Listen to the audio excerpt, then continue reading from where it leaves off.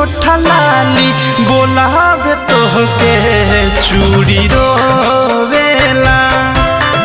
बाली ओठा लाली बोलावे तोहके चूड़ी रोवेला। नहीं खपा जरा आँख के कजरा लोरावा धोवेला। बाली ओठा लाली बोलावे तोहके चूड़ी रोवेला। बाली ओठा लाली बोलावे तोहके चूड़ी रोवेला।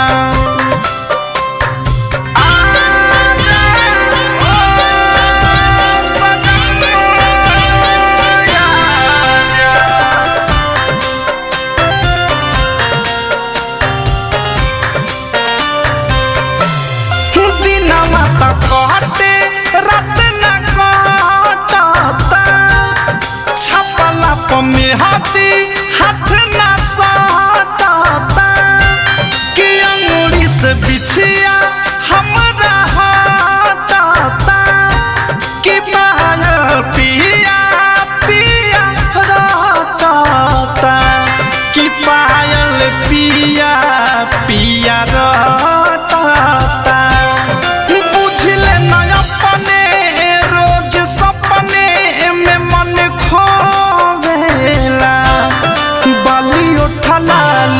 बोलावे तोहके चूड़ी रोवेला। बाली ओठा लाली बोलावे तोहके चूड़ी रोवेला।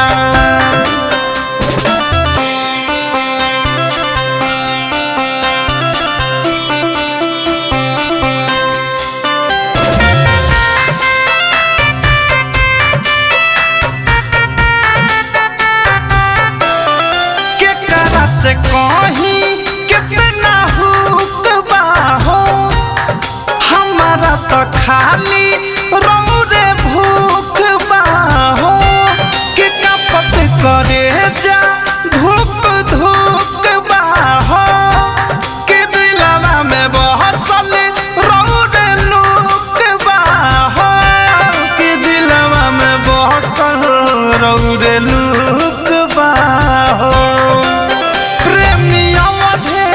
थारू अनुराग हमके दोवेला। बाली ओठा लाली बोलावे तोहके चूड़ी रोवेला। बाली ओठा लाली बोलावे तोहके चूड़ी रो